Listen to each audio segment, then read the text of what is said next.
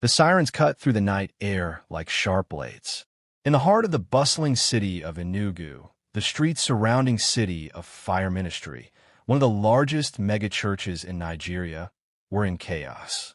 Police vans screeched to a halt in front of the enormous building, their flashing blue lights reflecting off the church's shiny glass walls. The building, usually a beacon of light, now loomed ominously against the dark sky. Curious residents crowded behind the barricades, murmuring, their faces filled with confusion and fear. "What is happening? Why is the police here?" a woman whispered to her neighbor. "I heard they found something strange inside," another man replied, clutching his phone as he tried to record the scene. Pastor Nathaniel, known across the city as Pastor Nate, was loved by thousands. With his booming voice, charming smile, and promises of miracles, he had built the church into a powerhouse. Wealthy politicians attended his services, and buses brought congregants from neighboring towns every Sunday. But tonight, his name was being whispered with dread. Armed officers stormed into the church, their boots thudding against the marble floor. Inside, the building was silent except for the faint hum of the air conditioners. The grand auditorium, with its golden pulpit and hundreds of empty seats, looked almost holy in the dim light. Detective Chike led the team, his flashlight sweeping across the floor. "Search everywhere.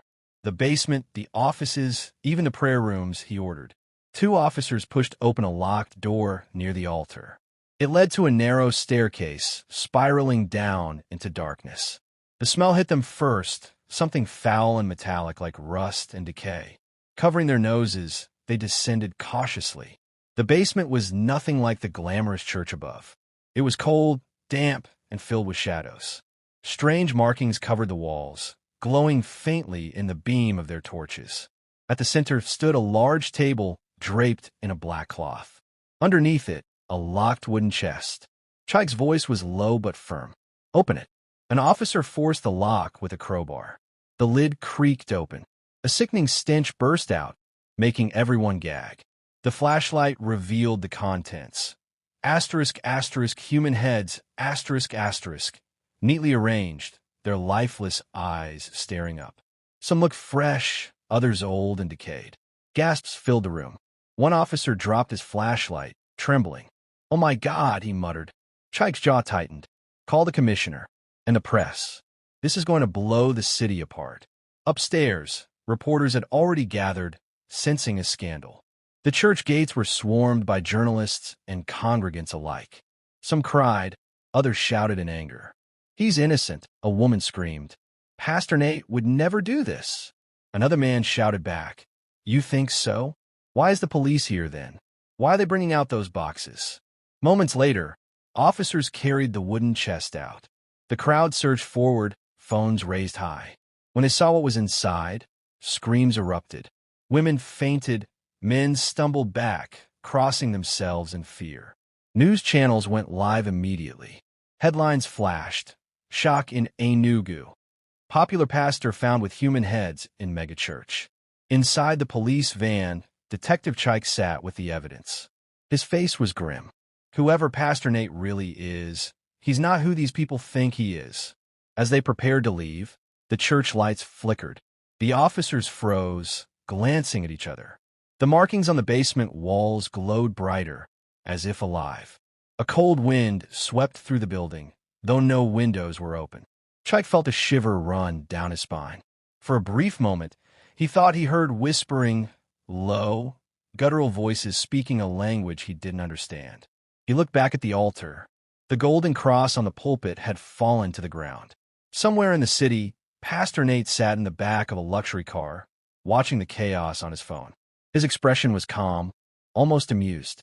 He leaned back and whispered to himself, "They think they've won. They have no idea what's coming." The car disappeared into the night. Meanwhile, in the evidence van, one of the human heads opened its eyes briefly and whispered something no one heard. The news exploded by morning. Social media was on fire, hashtags trending. Hashtag City of Fire Scandal, hashtag Pastor Exposed, hashtag Evil in the Pulpit. Churches across the city reacted, some condemning him, others claiming he was being framed. But the biggest question hung in the air like smoke. Who were those heads, and why were they there? As the city reeled in shock, Pastor Nate's followers gathered outside the police station, demanding his release. Inside his luxury mansion, a hidden room glowed faintly red, and a dark shadow moved across the walls. The scandal was only the beginning. The morning sun rose over Enugu, but brought no warmth, only tension.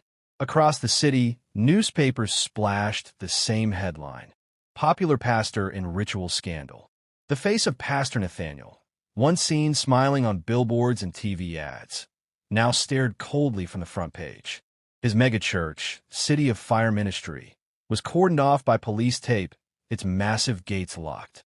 Yet, while the public buzzed with outrage, not everyone turned against him. Hundreds of his loyal followers gathered outside his mansion, waving placards. "Our pastor is innocent. Touch not my anointed." And asterisk, "This is a setup." Asterisk, their chants rose like a storm, drowning out the media's questions.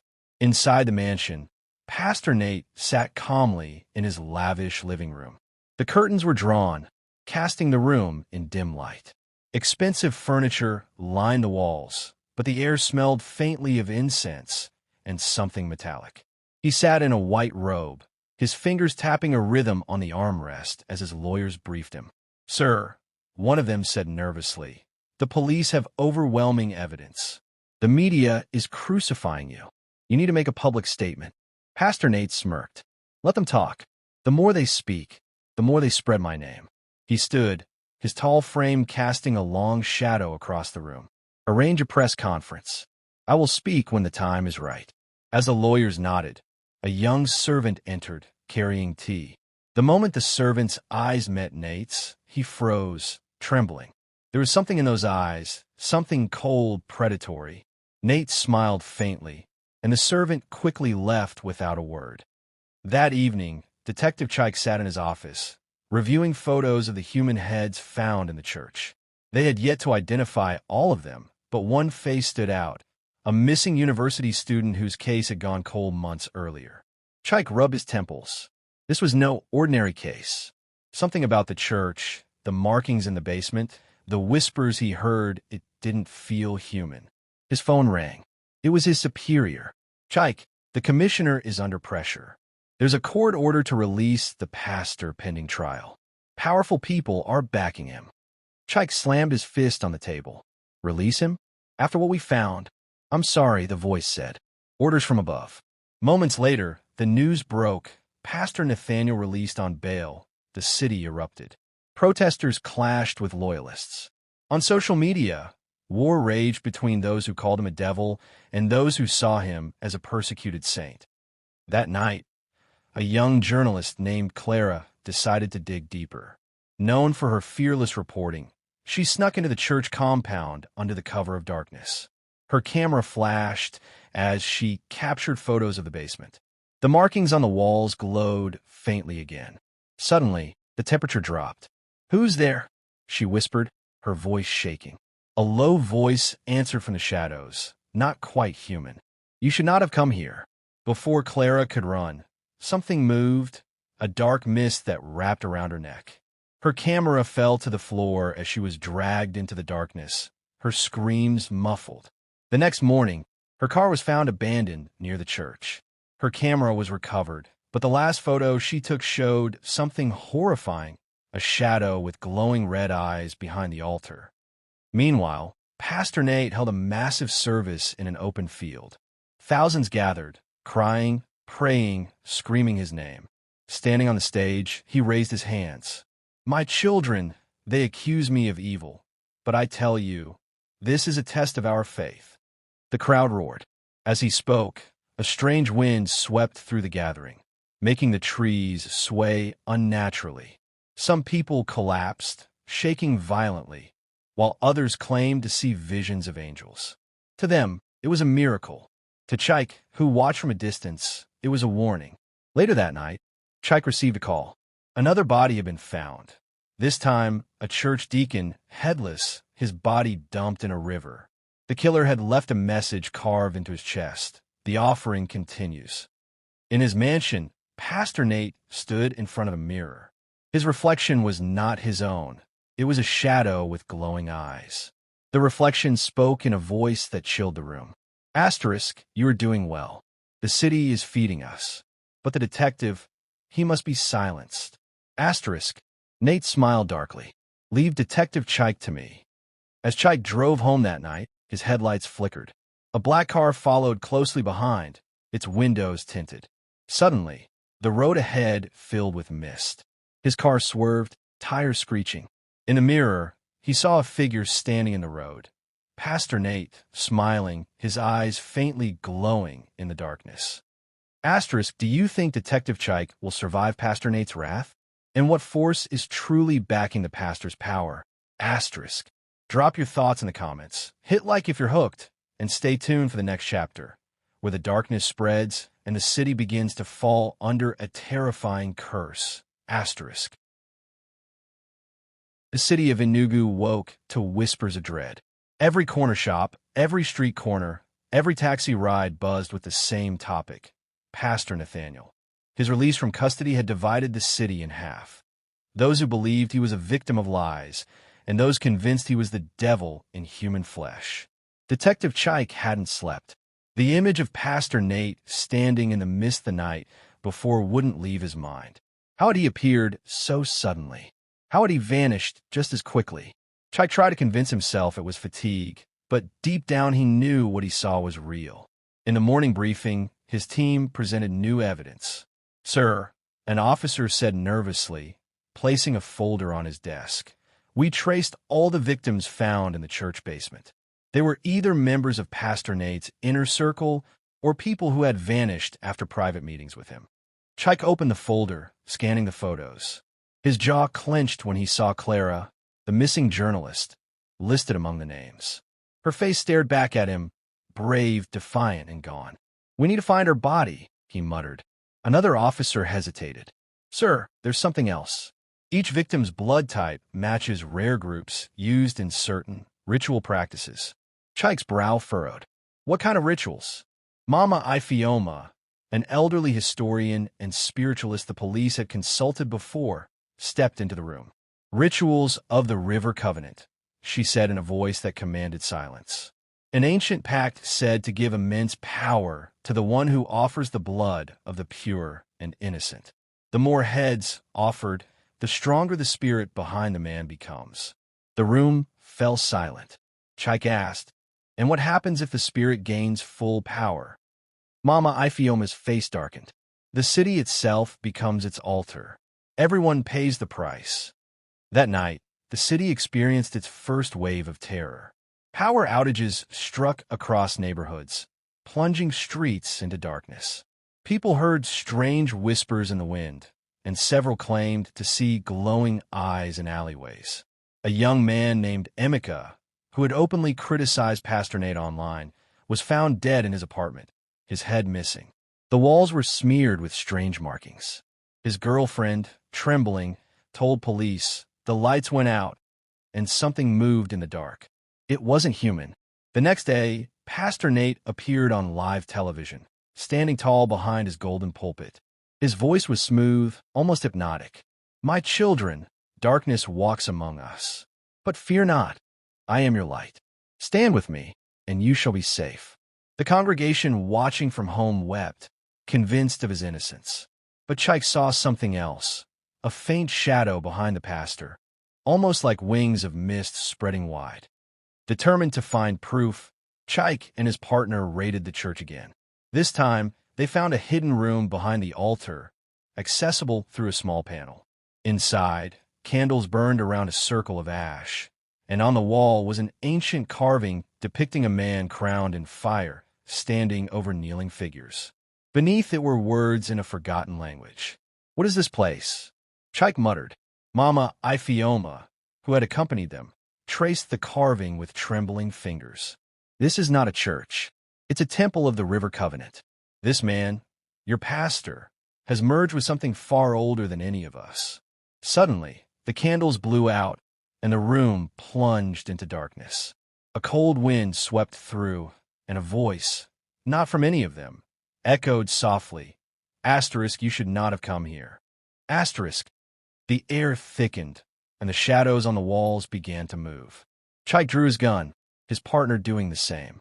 The shadows shaped themselves into figures with glowing eyes. They advanced slowly, whispering in unison. Mama Ifioma shouted, "They're not real. They're spirits. Don't show fear." But her words were drowned out by the shrill sound of something breaking. One of the officers screamed as he was dragged into the darkness. His voice cut off suddenly. Chike grabbed Mama Ifioma and pulled her toward the exit. They burst into the open, gasping for air as the church doors slammed shut behind them. The remaining officer panted. What was that? Mama Ifioma clutched her chest. The Covenant spirits. They protect their servant. You have angered them now. That night, Chike returned home, only to find a package at his door. Inside was a small black box. He opened it slowly and froze. Inside was the missing officer's head, eyes wide open, mouth twisted in terror. A note was pinned to it, reading, "You are next, detective." Before he could react, his lights flickered. The room grew cold. In the corner, a shadow shifted and elongated, taking shape. Two glowing eyes stared back at him. A voice, deep and mocking, filled the room. Asterisk, stop digging, Chike, or I'll take everything you love. Asterisk. Chike raised his gun, but the shadow dissolved into mist, leaving only the smell of blood behind. Trembling, he knew this was no longer just a case. It was war. Somewhere in the city, Pastor Nate stood before a mirror, smiling. "You're brave, detective," he whispered to his reflection. Asterisk, but bravery won't save you. Asterisk. The city of Enugu no longer slept peacefully. Each night came with fear. Each sunrise revealed a new horror. 3 more bodies were discovered in different neighborhoods, each headless, each marked with strange carvings. The victims were not random. They were people who had publicly spoken against Pastor Nate. Social media lit up with panic, but instead of weakening his image, the murder somehow made his followers more loyal. On a live broadcast, he stood before thousands of cheering worshipers in an open stadium. Dressed in his signature white suit, he spread his arms wide, his voice booming with hypnotic confidence. "My children, they accuse me of darkness, but have you not seen? The real darkness is those who persecute the anointed. Stand with me, and no harm shall touch you." The crowd roared, many falling to their knees. Above them, the sky darkened unnaturally, clouds swirling like a storm forming only over the stadium. A sudden wind swept through, toppling chairs and making banners tear. Some in the crowd screamed, but many shouted louder, convinced it was a sign of God's power. Detective Chike watched the broadcast from the police station, his jaw clenched. "They're under his spell," he muttered. "He's not just manipulating them. He's feeding on their faith." Mama Ifioma entered the room, her expression grim. "You are correct, detective. The more they believe in him, the stronger the spirit behind him becomes. That is how the River Covenant works. Their fear and worship fuel his dark miracles." Chike turned to her. "Then how do we stop him?" The old woman sighed deeply. "You must cut him off from the source of his power, the spirit altar hidden beneath his church. But beware, detective. To destroy that altar, you must face the spirit itself." That night, Chike led a secret team back to the church. They avoided the main gates, slipping through a back entrance. The church was eerily silent, the air heavy with the scent of incense and something metallic. They descended into the basement where the altar had been found. The markings on the walls glowed faintly again, pulsing like veins. The black circle of ash had grown larger, and the air vibrated with an otherworldly hum. Chike stepped forward, his gun raised, but the moment he touched the altar, a violent force threw him backward. From the circle, mist rose, forming the shadowy figure with glowing red eyes. The voice filled the room, deep and mocking. "Asterisk, you should have stayed away, detective. This city belongs to us now." Asterisk. The officers opened fire, but the bullets passed through the mist, hitting nothing. The shadow advanced, wrapping tendrils of darkness around one of the men. dragging him screaming into the circle. His screams echoed, then abruptly stopped. Mama Ifioma raised a charm, chanting in an ancient language. The spirit hissed and recoiled slightly, but the force knocked her to the ground. Chike crawled to her side, helping her up. "We're not ready for this fight," she gasped. "You must leave." "No," Chike growled. "I'm not running." The spirit laughed, its voice vibrating in their bones. Brave. Foolish. You will watch everything burn, detective, starting with those you love. The mist exploded outward, knocking everyone unconscious. When Chike awoke minutes later, the basement was empty. The altar remained, pulsing like a living heart. But on the floor, in blood, was a message. "She is mine now." Chike's stomach dropped. He whispered. Mama Ifioma's face went pale. The spirit has chosen its next vessel. He will need a woman, pure in heart, to complete his power. The detective's phone rang. His hands trembled as he answered. A distorted voice whispered, "Come to the river, detective, or you will never see your sister again." Chike froze. His younger sister, Ada, had gone missing hours earlier. Meanwhile, in his luxurious mansion, Pastor Nate stood before a golden bowl filled with blood. He dipped his fingers into it, smearing it across his forehead like a crown. His shadow danced unnaturally behind him. "She is ready, master," the shadow hissed. Nate smiled. "Then soon, the city will bow forever." By midnight, Chike stood at the edge of the river, his gun loaded, his heart pounding. Mist rose from the water, and glowing eyes stared back at him from the darkness. A figure emerged. Ada, his sister, walking slowly with a vacant stare, blood dripping from her hands. Behind her, Pastor Nate stepped out of the mist, smiling. "Welcome, detective. You came alone, just as I wanted." "What would you do if your own family was used as bait to break you? Can Chike save Ada, or will the pastor claim her soul forever?" Comment your thoughts below, give this video a like if your heart raced, and stay tuned for the next chapter, where the battle at the river begins and the darkness strikes harder than ever. The mist rolled over the riverbank like a living thing, swirling around Detective Chike's legs as he stood motionless.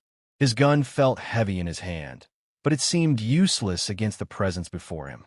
Pastor Nate stood tall, draped in a white robe that glowed faintly in the moonlight, his eyes burning with an unnatural light.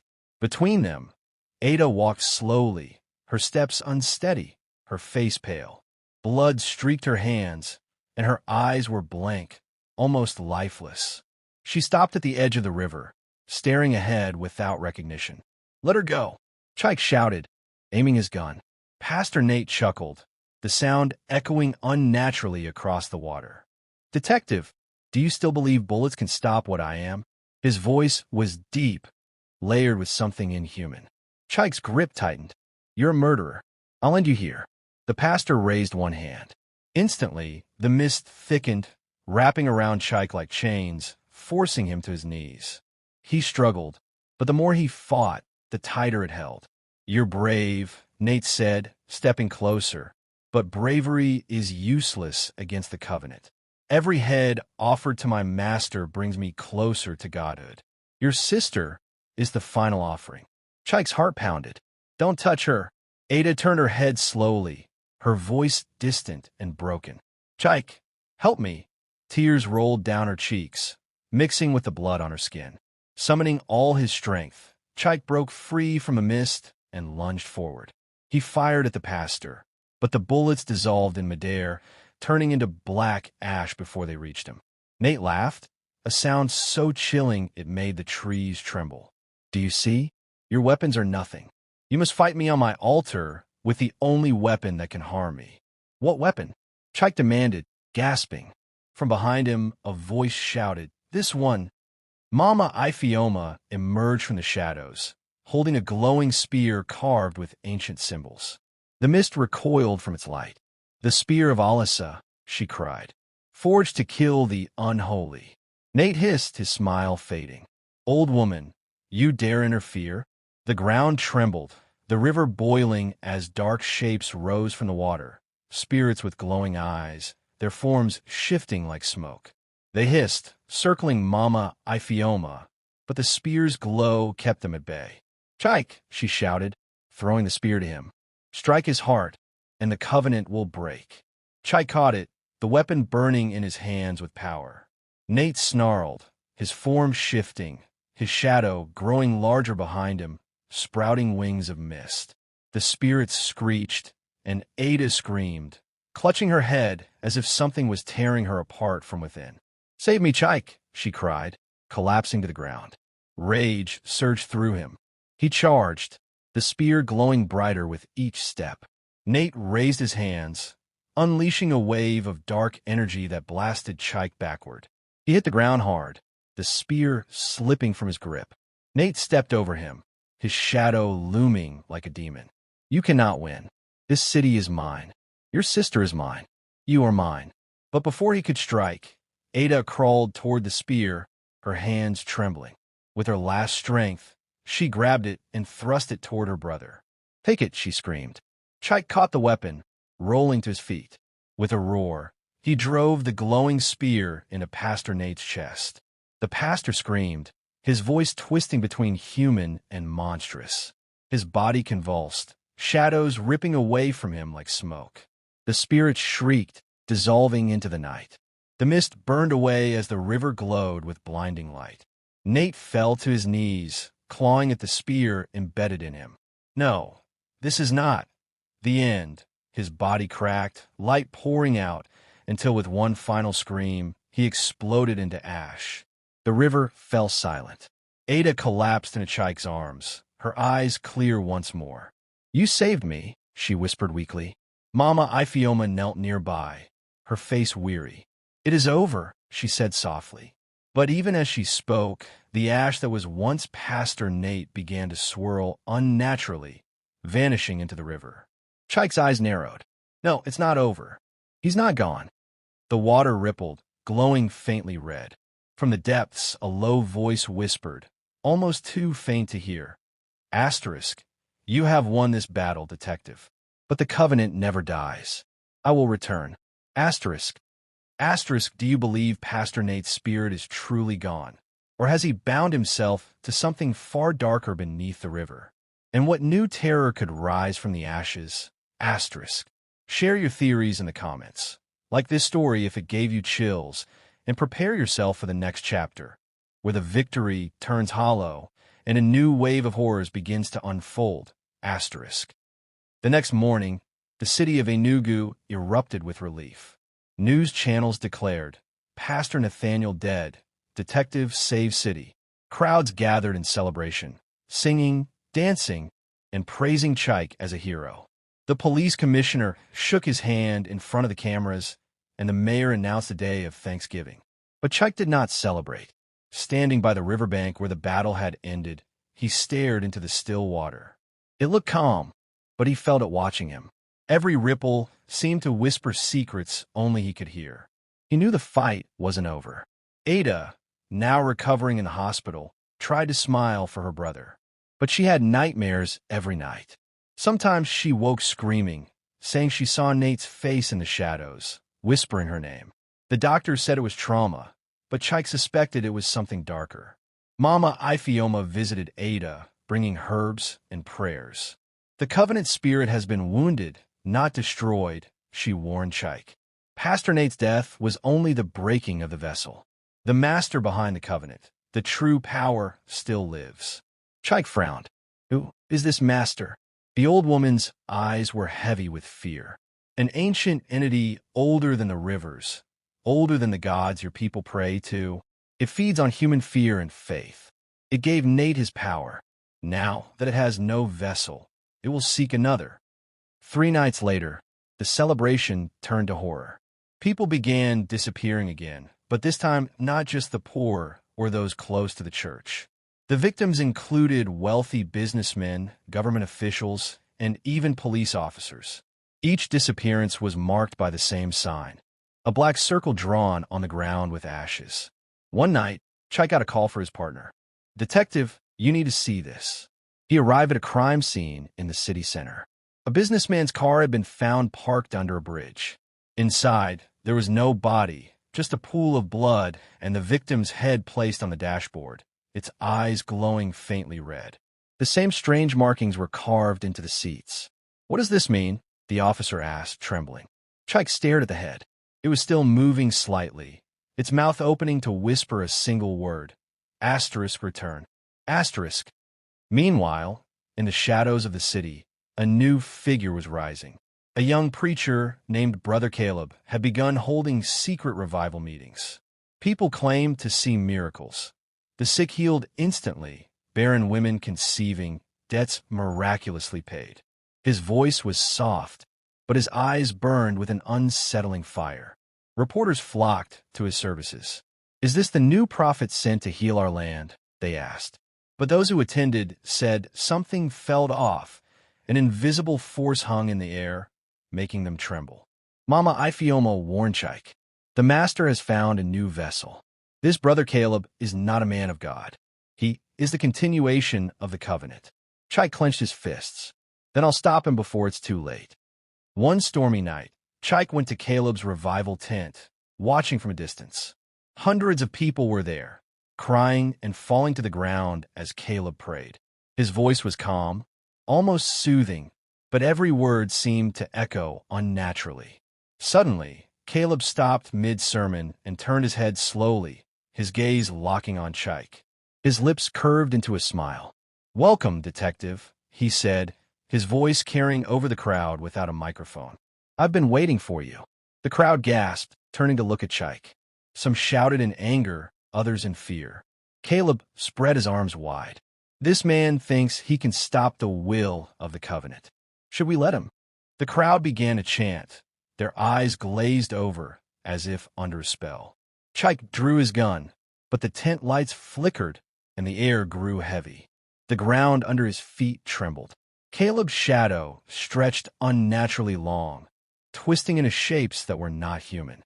"You killed my servant," Caleb said, his voice deepening, echoing. "But I'm not Pastor Nate. I'm what gave him life. I am the covenant itself." Before Chike could react, a force threw him backward, slamming him against the tent wall. His gun flew out of his hand. The crowd screamed, scattering, but many dropped to their knees, crying out to Caleb. Chike struggled to breathe as the entity's shadow loomed over him. The voice in his head was deafening. Asterisk, "You will watch this city burn, detective. You will watch your sister scream as I take her soul." Asterisk. The lights went out completely, and for a moment there was only darkness. In the pitch black, dozens of red eyes opened, surrounding Chike. The chanting grew louder, and the smell of blood filled the air. Then, a flash of light tore through the darkness. Mama Ifioma had entered, holding a burning talisman. The red eyes recoiled, and Caleb hissed, shielding his face. The crowd collapsed, freed from the trance. "Run, detective," Mama Ifioma shouted. "You can't kill him here." Chike grabbed her hand, and they fled into the stormy night.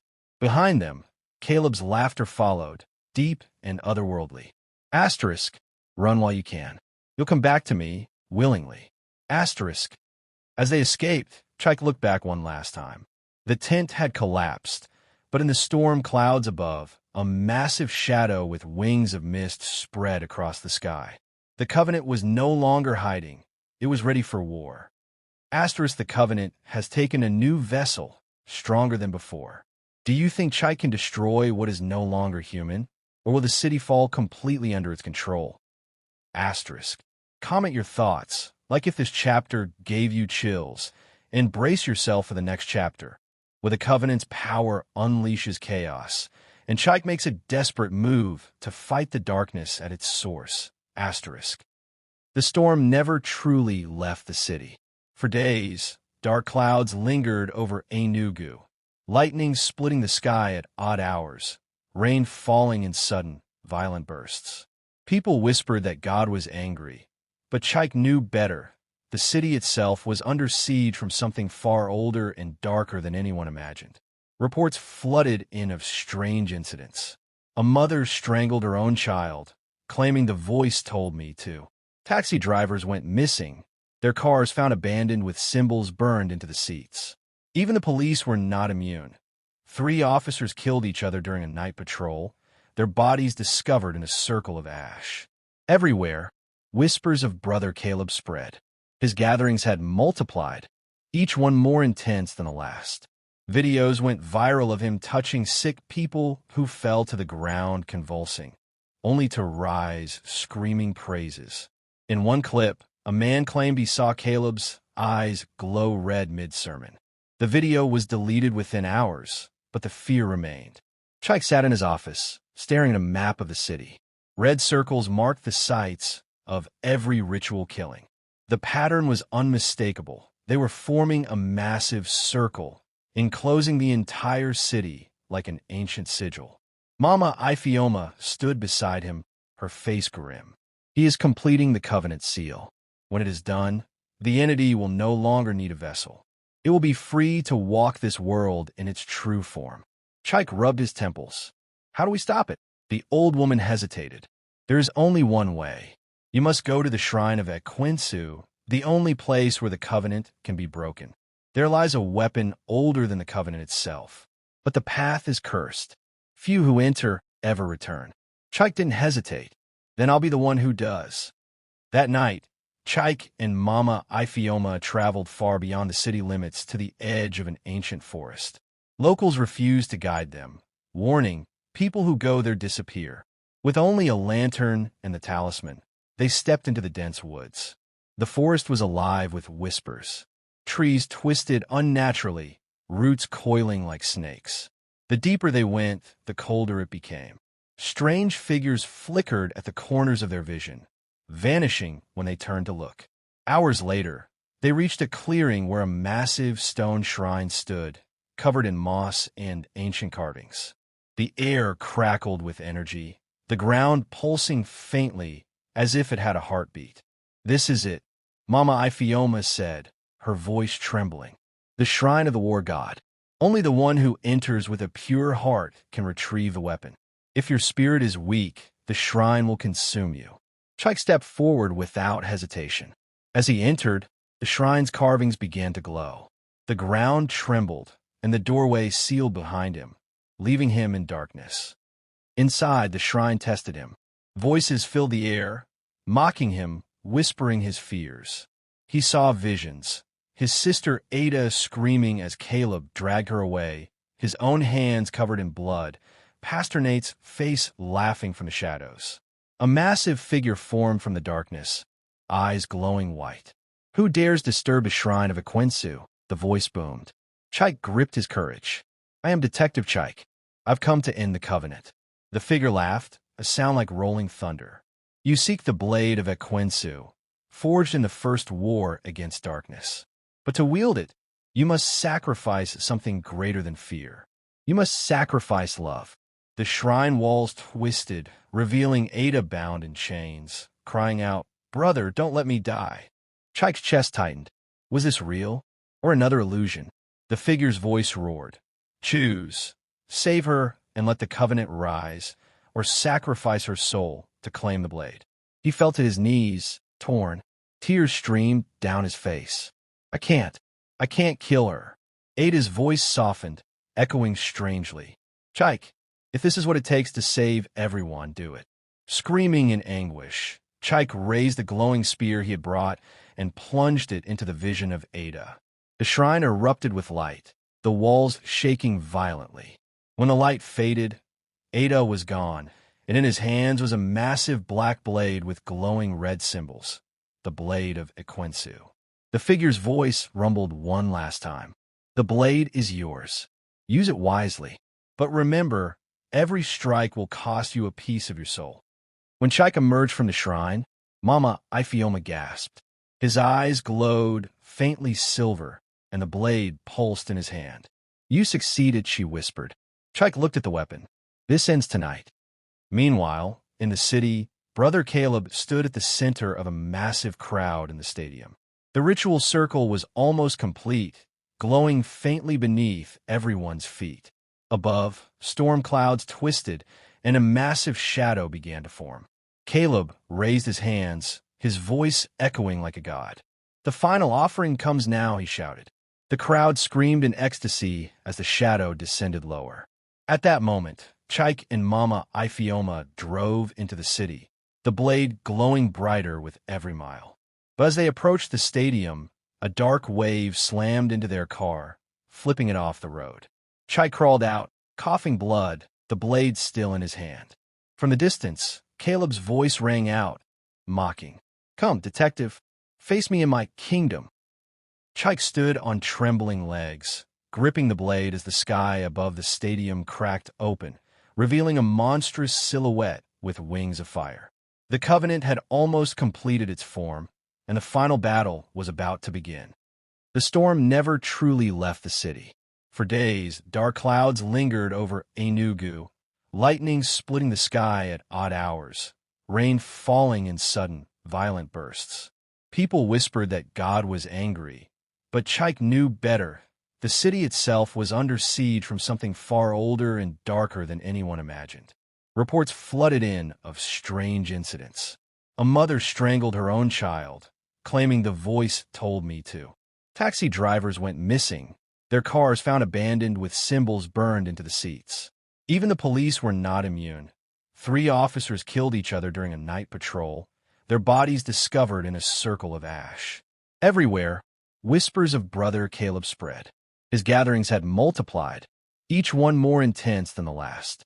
Videos went viral of him touching sick people who fell to the ground convulsing, only to rise screaming praises. In one clip, a man claimed he saw Caleb's eyes glow red mid-sermon. The video was deleted within hours, but the fear remained. Chike sat in his office, staring at a map of the city. Red circles marked the sites of every ritual killing. The pattern was unmistakable. They were forming a massive circle, enclosing the entire city like an ancient sigil. Mama Ifioma stood beside him, her face grim. He is completing the covenant seal. When it is done, the entity will no longer need a vessel. It will be free to walk this world in its true form. Chike rubbed his temples. "How do we stop it?" The old woman hesitated. "There is only one way. You must go to the shrine of Equinsu, the only place where the covenant can be broken. There lies a weapon older than the covenant itself. But the path is cursed. Few who enter ever return." Chike didn't hesitate. "Then I'll be the one who does." That night, Chike and Mama Ifioma traveled far beyond the city limits to the edge of an ancient forest. Locals refused to guide them, warning, "People who go there disappear." With only a lantern and the talisman, they stepped into the dense woods. The forest was alive with whispers. Trees twisted unnaturally, roots coiling like snakes. The deeper they went, the colder it became. Strange figures flickered at the corners of their vision, vanishing when they turned to look. Hours later, they reached a clearing where a massive stone shrine stood, covered in moss and ancient carvings. The air crackled with energy, the ground pulsing faintly as if it had a heartbeat. "This is it," Mama Ifioma said, her voice trembling. "The shrine of the war god. Only the one who enters with a pure heart can retrieve the weapon. If your spirit is weak, the shrine will consume you." Chike stepped forward without hesitation. As he entered, the shrine's carvings began to glow. The ground trembled, and the doorway sealed behind him, leaving him in darkness. Inside, the shrine tested him. Voices filled the air, mocking him, whispering his fears. He saw visions. His sister Ada screaming as Caleb dragged her away, his own hands covered in blood, Pastor Nate's face laughing from the shadows. A massive figure formed from the darkness, eyes glowing white. "Who dares disturb the shrine of Equinsu?" the voice boomed. Chike gripped his courage. "I'm Detective Chike. I've come to end the covenant." The figure laughed, a sound like rolling thunder. "You seek the blade of Equinsu, forged in the first war against darkness. But to wield it, you must sacrifice something greater than fear. You must sacrifice love." The shrine walls twisted, revealing Ada bound in chains, crying out, "Brother, don't let me die." Chike's chest tightened. Was this real, or another illusion? The figure's voice roared. "Choose. save her and let the covenant rise, or sacrifice her soul to claim the blade. He fell to his knees, torn. Tears streamed down his face. I can't. I can't kill her. Ada's voice softened, echoing strangely. Chike, if this is what it takes to save everyone, do it. Screaming in anguish, Chike raised the glowing spear he had brought and plunged it into the vision of Ada. The shrine erupted with light, the walls shaking violently. When the light faded, Ada was gone, and in his hands was a massive black blade with glowing red symbols. The blade of Equensu. The figure's voice rumbled one last time. The blade is yours. Use it wisely. But remember, every strike will cost you a piece of your soul. When Chike emerged from the shrine, Mama Ifioma gasped. His eyes glowed faintly silver, and the blade pulsed in his hand. You succeeded, she whispered. Chike looked at the weapon. This ends tonight. Meanwhile, in the city, Brother Caleb stood at the center of a massive crowd in the stadium. The ritual circle was almost complete, glowing faintly beneath everyone's feet. Above, storm clouds twisted, and a massive shadow began to form. Caleb raised his hands, his voice echoing like a god. The final offering comes now, he shouted. The crowd screamed in ecstasy as the shadow descended lower. At that moment, Chike and Mama Ifioma drove into the city, the blade glowing brighter with every mile. But as they approached the stadium, a dark wave slammed into their car, flipping it off the road. Chike crawled out, coughing blood, the blade still in his hand. From a distance, Caleb's voice rang out, mocking. Come, detective, face me in my kingdom. Chike stood on trembling legs, gripping the blade as the sky above the stadium cracked open, revealing a monstrous silhouette with wings of fire. The Covenant had almost completed its form, and the final battle was about to begin.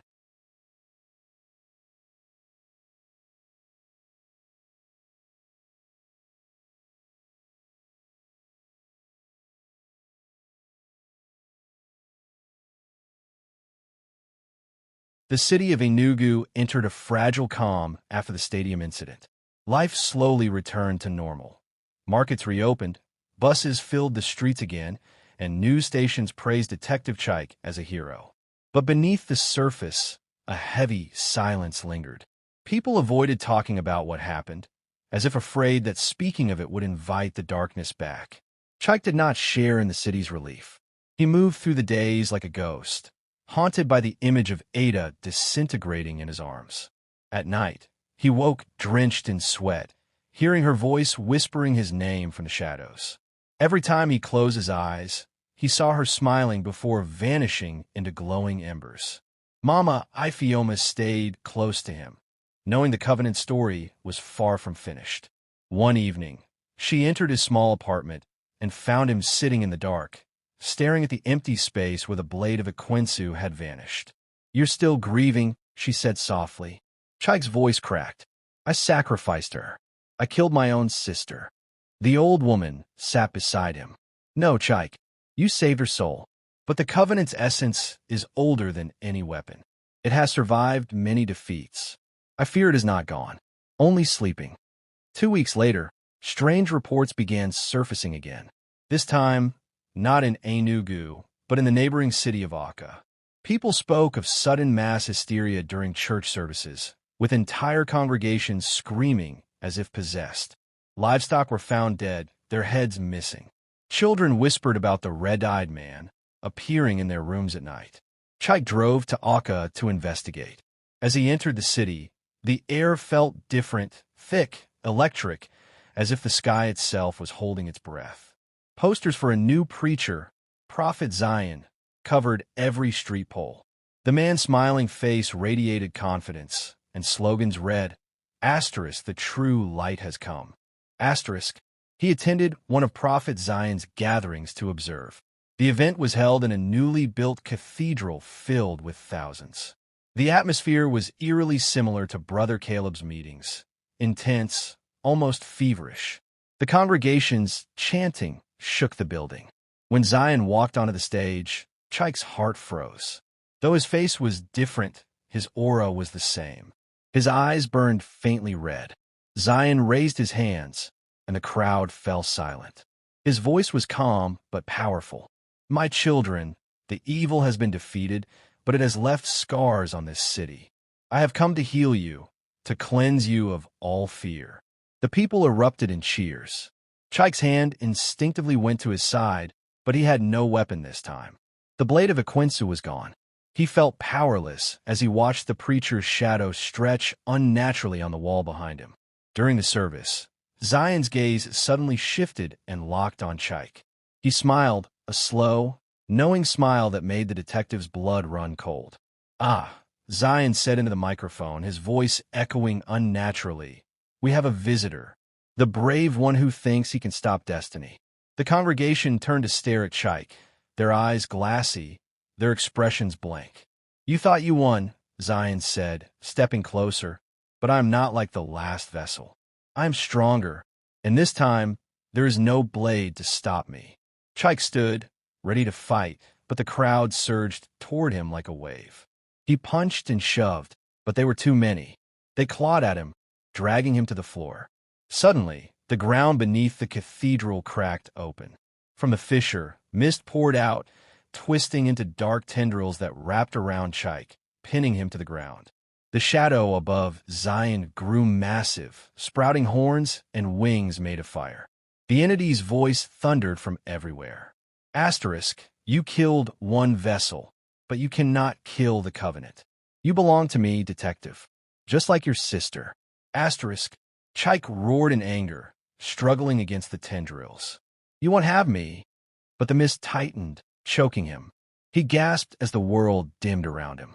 Just before losing consciousness, he heard a familiar voice, Ada's voice, whisper softly in his ear. Asterisk, "Don't give up, Chike. The blade still lives inside you." Asterisk. He woke up hours later in an abandoned warehouse on the outskirts of the city. His wounds burned, and the air smelled of smoke.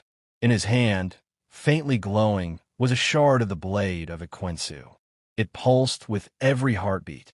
Mama Ifioma entered, her face pale. "They left you alive on purpose. They're mocking you." Chike clenched the shard, feeling its power surge through him. "Then I'll turn this mockery into their death sentence." The old woman nodded gravely. "The shard can grow back into the full blade, but only in the heart of the covenant, a place deep beneath the earth, where the entity was first born. You must go there.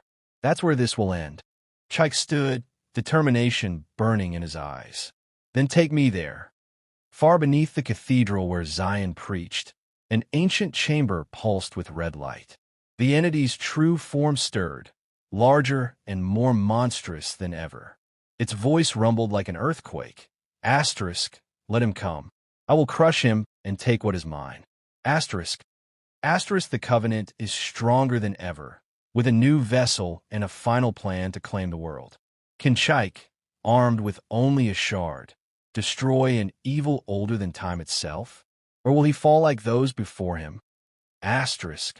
Comment your theories. Like this video if you're ready for the climax, and stay tuned for the next chapter. The epic finale where the ultimate battle for the city and Chike's soul begins. Asterisk.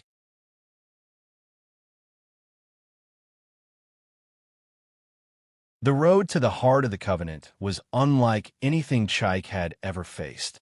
Mama Ifioma guided him through an abandoned railway tunnel that descended deep into the earth, its walls covered with markings that glowed faintly red. The deeper they went, the hotter the air became, as if they were walking into the mouth of a volcano. The shard of the blade of Equinsu pulsed in Chike's hand, growing hotter with every step. It vibrated faintly, almost humming, as if it sensed the presence of the entity. "It knows we're coming," he muttered. Mama Ifioma's voice was steady but grim. "When the shard reaches the heart, it will reform into the full blade. But Chike, you must know, using it against the entity will cost you your life. Are you prepared for that?" Chike tightened his grip on the shard. "I lost everything already. If my life is the price, I'll pay it." The tunnel opened into a colossal cavern, glowing with a crimson light that pulsed like a living heart. At its center was a pool of black liquid, swirling and boiling. The air vibrated with a deep, guttural hum that felt like it came from inside the earth itself. On the far side stood Prophet Zion, his body now almost unrecognizable. His veins glowed bright red, his hands clawed, and his shadow stretched impossibly wide. Behind him, the monstrous form of the entity loomed, a towering figure of fire and darkness, its eyes burning like two suns. Zion's voice echoed across the cavern, layered with the entities. "You came, detective. Brave but foolish. This is where your soul ends and mine becomes eternal." Chike raised a shard, which now glowed so brightly it hurt to look at. "Not today." The ground trembled as the entity let out a roar that shook the cavern. The pool of black liquid surged, forming tendrils that lashed out toward Chike. He rolled to the side, the shard cutting through one of the tendrils, which exploded in sparks of red light. Mama Ifioma stayed back, chanting prayers that created a protective barrier around them. "Strike the heart of the entity, Chike," she screamed. "Only then can you end this." Zion lunged forward with inhuman speed, his claws slashing through the air. Chike blocked with the shard, the clash releasing a shockwave that sent rocks falling from the cavern ceiling. Zion laughed, his voice echoing unnaturally. "You're strong, but not strong enough." Chike gritted his teeth, pushing forward. Each strike from the shard burned Zion's flesh, forcing him back. The pool of darkness erupted, and the entity's massive hand slammed down, narrowly missing Chike. The shockwave sent him crashing into the rocks, blood dripping from his forehead. The shard began to glow brighter, expanding, reforming into the full blade of Ekwensu. Its power surged into Chike, filling his body with both strength and pain. He screamed, the light burning through him, but he stood tall.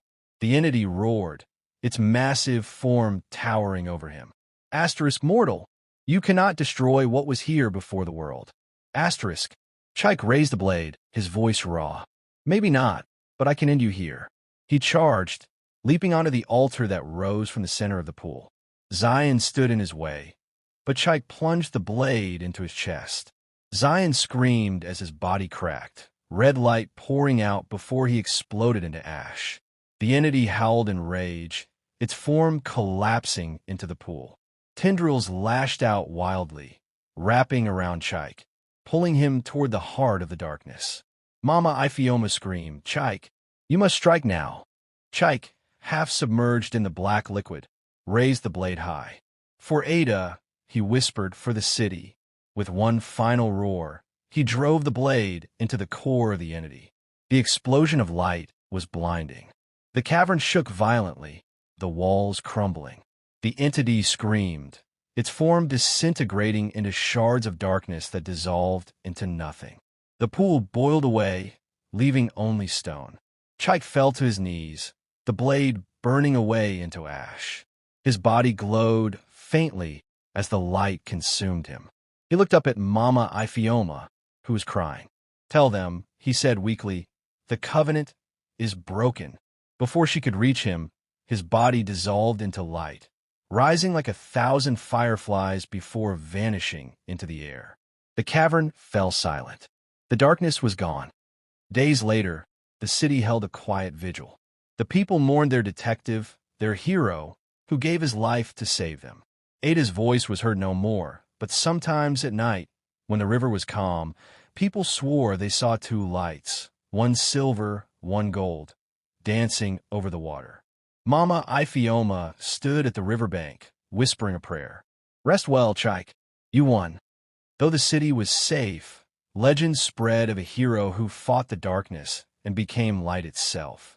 But deep beneath the earth, in places where no light reaches, something stirred faintly. The covenant was broken, but as Mama Ifioma warned, evil never truly dies. Chike's sacrifice ended the covenant, but at what cost? Do you believe evil like this can ever truly be destroyed? Share your thoughts in the comments. Like this video if Chike's journey moved you, and subscribe for more unforgettable African folktales where courage meets the supernatural.